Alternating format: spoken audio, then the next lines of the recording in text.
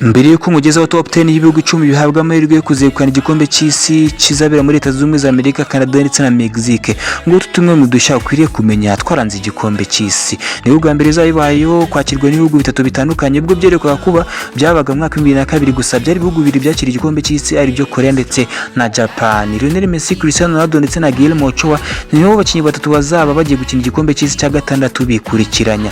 Umudage Miroslav Klose niwe umaze gutsinda ibitego byinshi mu mateka y'ibikombe by'isi 16 byose yarabitsinze. Ikipe y'igihugu ya Seleção da Brasília niyo kipe yonyine rukumbi ifite ibikombe bitanu by'isi mu kabati kayo, akaba niyo kipe y'igihugu itarasiba igikombe cy'isi na kimwe kuva mu mwaka w'1930. Naho izaba bijye gukina igikombe cy'isi ku nshuro yabyo ya mbere ni Cape Verde, Curacao, Jordan ndetse na Uzbekistan. Umunya-Argentine Leo Messi umaze gukina imikino myinshi ibikombe by'isi 26 yose amaze kuyikina. Umunya-Brazil nyakwigendera Edson Arantes do Nascimento umenyekanye cyane nka Pele niwe umaze gutwara ibikombe by'isi byinshi mu mateka, bitatu byose yarabibitse mu kabati ke. Mbaye ikaze mu bihugu 10 bihabwa amahirwe kuzegukana igikombe cy'isi cya 2026. Ikaze kuri mwese n'ibisanzwe n'ugenda kanze subscribe John Appel Generous Gibrus. Ikaze kuri mwese. Umunyemerere dore ku mwanya 10 tosanga ikipe y'igihugu ya Belgium cyangwa se ababirigi ni ikipe y'igihugu zabigiye gukina igikombe cy'isi ku nshuro ya 15 kuri abashe kugera ni mwaka 2018 mu gikombe cy'isi cyabereye mu gihugu cy'Uburusiya. Ikipe y'igihugu y'Ubirigi yaje kwegukana umwanya wa gatatu, kabiri umwanya mwiza yaba yaragize mu mateka. Ababirigi bazaba bayobowe na kapiteni wabo Yuri Tillmans. Abandi bakinnyi kwiriye kwitega mu ikipe y'igihugu y'Ababirigi barimo top scorer cyangwa se umaze gutsinda ibitego byinshi twa Romelu Lukaku umaze gutsindira ibitego 83, hakaza Kevin De Bruyne wa Napoli, Jeremy Doku wa Manchester City, ariko ntibagiwe n'abanyezamu bayo barimo Thibaut Courtois wa Real Madrid, Cesc Lamens wa Manchester United. Ababirigi bazaba bari mu itsinda G cyangwa se itsinda rya karindwi, bazaba bari kumwe n'igihugu cya Egypt, New Zealand ndetse na Iran. Umukino wa mbere ufungurishanwa bazakina n'igihugu cya Egypt cyangwa se Misiri. Head coach wayo cyangwa se umutoza mukuru wayo azaba ari Rudi Garcia. Ngira ngo bavuga ko ikipe ikomeye kuruta yandi cyangwa se abwa amahirwe kuzabasha kugera kuri mu gikombe cy'isi cy'uyu mwaka ku mugabane wa Afrika ari igihugu cya Maroc. Ntago yababeshye. Ikipe dusanga ku mwanya 8 yitwa Morocco cyangwa se Maroc. Ikipe izaba iyobowe na kapiteni wayo myugariro Achraf Hakimi ukina muri Paris Saint-Germain mu Bufaransa. Abandi bakinnyi kwiriye kwitegura muri ikipe y'igihugu ya Morocco barimo umunyezamu wayo Yassine Bono ukina mu ikipe ya Al Hilal yo muri Saudi Arabia, hakaza Nosel Mazraoui muri Manchester United, Sofiane Amrabat ndetse n'abandi benshi batandukanye. Umaze gutsindira Morocco ibitego byinshi mu mateka yitwa Ahmed Fellaini n'ibitego 36, ugikina amaginga yitwa Hakim Ziyech ku mwanya wa gatatu. Indi mpamvu ituma ikipe y'igihugu ya Maroc bashyira ku mwanya 8 mu makipe abwa amahirwe kuzagera kure nuko ariyo kipe ikomoka ku mugabane wa Afrika yabashije kugera kure. Yacagaye ka Ghana yageze kure muri kimwe cya kane mu mwaka 2010 mu gikombe cyabereye muri South Africa. N'ikipe y'igihugu ya Maroc ibasha guca ugahigo mu mwaka 2022 igikombe cyabereye muri Qatar.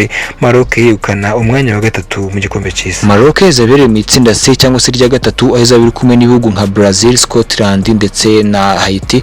Umukino wa mbere ufungurishanwa izahura na Brazil. Tugeze ndi kumenya ko ngo turasanga igihugu cya Hollande, ibara rya Hollande n'iryo bambara Abaholandi cyangwa se the Netherlands. Ikipe y'igihugu y'Abaholandi izaba igiye gukina igikombe cy'isi ku nshuro ya 12. Nicyo gihugu rukumbi gifite agahigo kuko kimaze gutsindirwa ku mikino ya nyuma inshuro zigera kuri 7, 4, 7, 8 ndetse na 2010. Igikombe batsinzwe na Espagne mu cyabereye mu gihugu cya South Africa. Zimwe mu nyingi za mwambaro zabacungiye barimo na kapiteni wabo myugariro wa Liverpool yitwa Virgil van Dijk, nibagiwe Nathan Ake wa Man City, Denzel Dumfries wa Napoli ndetse na Julian Timbele wa Arsenal. Hagati mu kibuga zabayobowe na Frankie de Jong wa FC Barcelona. Mu ataka ikipe y'u Rwanda izabe igenderaho barimo Cody Gakpo wa Liverpool, nibagiwe na Muze wa Kazi top scorer wa gihugu cy'Abaholandi umaze kutsindira ibitego byinshi mu mateka yitwa Memphis Depay, hamaze kutsindira ibitego bya 52 yaciye kuri Robin van Persie ufite 50. Abaholandi bazanye n'abayobowe n'umutoza wamenyekanye cyane mu makipe nka FC Barcelona yitwa Ronald Koeman. Abaholandi kandi bazabereye mu itsinda rya gatandatu cyangwa se F, aho bahabwa amahirwe cyane kubera ko wavuga ko itsinda barimo rikinika ntiyababeshye kuko bari kumwe n'amakipe nka Japan, Tunisia ndetse na Sweden. Ku mwanya karindwi turasanga German Mannschaft cyangwa se ikipe y'igihugu y'Abadage bazaba bigiye kwitabira igikombe cy'isi ku nshuro ya 21. Usibye Brazil ifite ibikombe by'isi 5, ikipe y'igihugu y'Abadage ni ikurikirana n'ibikombe 4 bamaze kwegukana.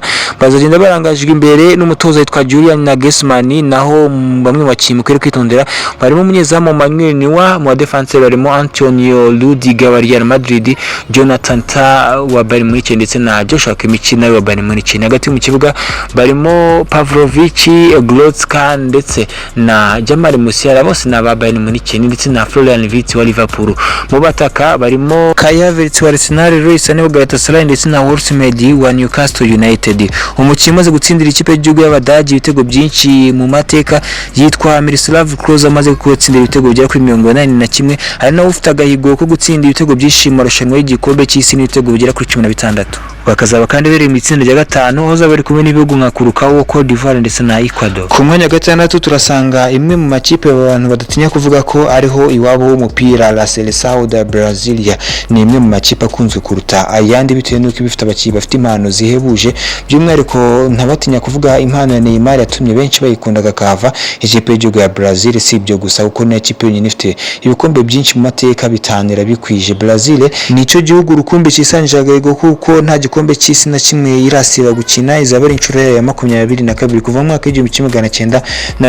Igikombe cy'isi cyabereye mu gihugu cya Uruguay. Ikipe y'igihugu ya Brazil izaba irangajwe imbere n'intwaro zirimo Vinicius Junior wa Real Madrid, Neymar wa Santos mu gihugu cya Brazil, Rafinha wa FC Barcelona, Gabriel Martinelli wa Arsenal, Gabriel Magalhaes wa Arsenal, Casemiro wakiniraga Manchester United gusa aheretse kuyisezeramo, Matheus Cunha Manchester United, Gabriel Magalhaes wa Arsenal. Abanyezamu bayo barimo Ederson Moraes uzakinira Man City, Alisson Becker wa Liverpool ndetse na captain wayo nta wundi yitwa Marquinhos n'imyugariro ukinira Paris Saint-Germain. Top scorer umaze kubatsinda ibitego byinshi ikipe y'igihugu ya Brazil nta wundi yitwa Neymar da Silva Santos Junior, aherutse guca kuri Kizigenza Pele arusha ibitego 2 mu mateka. Brazil izaba ibarizwa mu itsinda rya gatatu aho izaba iri kumwe n'ikipe ya Maroc, Haiti ndetse na Scotland. Umukino ufungura izahura na Maroc ku mugabane wa Afrika.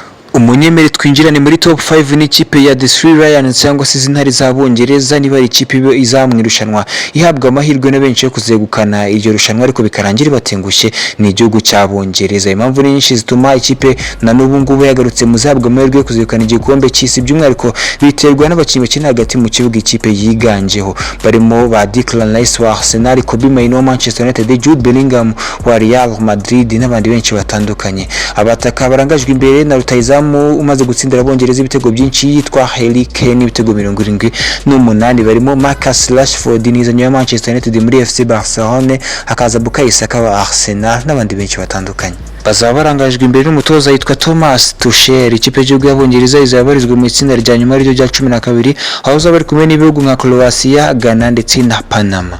Ku mwanya wa kane turasanga ikipe y'igihugu ya Albiceleste cyangwa se Argentine. Ikipe nimwe mu zahabwa amahirwe yo kwisubiza igikombe cy'isi yeruka kugitwara n'ubundi giheruka cyabereye muri Qatar, itsinze Abafaransa ku mukino wa nyuma yo gutukwa n'abafana ba Argentine. Lionel Messi mwaka wa 2014 buri gikombe cy'isi batsinzwemo n'Ubudage. Lionel Messi akaburi aza Copa America zigera kuri 2 nyuma yaho Imana yaje kubiha umugisha maze bajya bavuga ngo yigutendijira gutegera. Lionel Messi kuri ubu afite igikombe cy'isi Copa America amaze kwirukana nta na kimwe ataratwara muri Argentina. Ni nawe top scorer cyangwa se umaze gutsindira Argentine ibitego byinshi mu mateka n'ibitego 112 byose. Indi mpamvu igenderwaho ituma Argentine yongera guhabwa amahirwe n'ititonderwa kuzisubiza igikombe cy'isi n'ubundi yeretse gutwara nta mahirwe yahabwaga usibye Angel Di Maria wasezeye gusa abandi bakinyi benshi babahamagawe cyangwa se mu yifashishije twara igikombe cy'isi giheruka n'undi bagarutse no mu gikombe cy'isi kiri mu minsi mike iri imbere. Barimo Emiliano Martinez wa Aston Villa, bakazamo Enzo Fernandez wa Chelsea, Alexis McAllister wa Liverpool, Julian Alvarez wa Atletico Madrid, Lionel Messi wa Inter Miami ndetse na Lautaro Martinez wa Inter de Milan. Nibagiwe n'umutoza Lionel Scaloni, aho ikipe y'Igihugu Argentine izabibarizwa mu itsinda rya 10 izaba iri kumwe n'amakipe ya nka Jordania, Algeria ndetse na Austria. Umukino wa mbere ufungura Argentine izakirana na Algeria ku mugabane wa Afrika. Nubwo benshi makunzi ba Lionel Andres Messi bamaze guhamya ko impaka zacitse goti wa nyawo ari Kizigenza Leo Messi na Argentine ye, kwa abafana ba Cristiano Ronaldo CR7 ntago babyemeranya kimwe. Abafana ba Ronaldo bari kuvuga ko uyu mwaka ari gahunda yo guca impaka maze bakibukana igikombe cyabo cya mbere, ari nacyo cya mbere Portugal yabitwaye mu nshuro 9 imaze kwitabira igikombe cy'isi. Lionel Messi, Cristiano Ronaldo ndetse na Guillermo Ochoa nibo bakiye batatu bazaba bagiye gukina igikombe cy'isi ku nshuro yabo ya gatandatu yose yikurikiranye. Ikipe y'igihugu ya Portugal zaba bitwaje intwaro zitandukanye zirimo nka Kizigenza Cristiano Ronaldo, Bruno Fernandes, Diego Dalot, Nuno Mendes, Joao Felix, Joao Neves, Vitinha, Bernardo Silva, Ruben Dias n'abandi benshi batandukanye. Izaba iyobowe n'umutoza Roberto Martinez. Portugal izaba ibarizwa mu itsinda rya 11 aho izaba iri kumwe n'ikipe y'igihugu ya Repubulika Iharanira Demokarasi ya Congo, Colombia ndetse na Uzbekistan. Umukino wa mbere uzahuramo na DRC. Ku mwanya wa kabiri tuhasanga ikipe y'igihugu iyobowe n'umutoza Luis de la Fuente. Ndavuga ikipe y'igihugu ya Espagne ifite igikombe cy'isi kimwe yatwaye mu mwaka wa 2010 cyabereye muri South Africa, itsinze Abaholandi ku mukino wa nyuma igitego kimwe ku busa. Mwese murubyibuka kari Andrés Iniesta wagitsinze. Espagne izaba iyobowe n'abakinnyi biganjemo ba FC Barcelone barimo nka Juan Garcia n'umunyezamu Pedri, Gavi, Lamine Yamal, Fermin Lopez, Ferran Torres, Dani Olmo. Niba ari ikintu cya mbere kigomba kurwaza umutwe umutoza w'ikipe y'igihugu ya Espagne no guhitamo umuzamu azifasha muri iki gikombe cy'isi hagati ya Unai Simon Atletico Bilbao, Juan Garcia Barcelona ndetse na David Raya ba Arsenal. Kabuhariwe Diego Costa nibwo yasezeye niwe umaze gutsindira ikipe y'igihugu ya Espagne ibitego byinshi mu mateka. Espagne izabibarizwa mu itsinda rya 8 aho izaba iri kumwe na Cape Verde, Uruguay ndetse na Saudi Arabia. Dushobora kutaza kwimenya kugura utundi nakoze gusa. Ku mwanya mbere nahisemo kwashyira ikipe y'igihugu ya Libre Le Coq cyangwa se Abafaransa. Nawe utekereza ikipe ifite ubusatirizi buzaba buyobowe na Kylian Mbappe, Desire Doué, Brad Barcola, Ousmane Dembele bose ba Paris Saint-Germain, hakaza Mikel Olise wa Bayern Munich, Jean-Philippe Mateta wa Crystal Palace n'abandi benshi bagiye batandukanye. Ikagira abamyugari barimo nka William Saliba wa Arsenal, Ibrahim Konate wavuye muri Liverpool ekeza muri Real Madrid, David Upamecano wa Bayern Munich, Jules Koundé FC Barcelona n'abandi benshi batandukanye. Ikibazo kimwe Abafaransa cyonyine bafite nabo kina hagati mu kibuga benshi basezeye kuri ubu basigayemo Ngolo Kanté ndetse na Tchouaméni wa Real Madrid. Didier Deschamps azaba ari igikombe cy'isi cya nyuma agiye gutoza dore ko amaze gusezera mu ikipe y'igihugu y'Abafaransa. Olivier Giroud niwe umaze gutsindira ikipe y'igihugu y'Abafaransa ibitego byinshi. Kylian Mbappe arasabwa ibitego biri gusa kugira ngo ahita aca ako gahigo gafitwe na Olivier Giroud. Ni ikipe y'amahirwe yo kuzegukana igikombe cy'isi cy'uyu mwaka ni Argentine, ni Portugal, ni Abafaransa, ni Espagne na Abaholandi. Ni ikipe duhure muri comment ubundi mbwe nk'ibisanzwe njya gura gutegura insengana kugezaho nugenda kandi subscribe. Please warize je m'appelle journaliste Djibril Sastra Vista. Ciao ciao.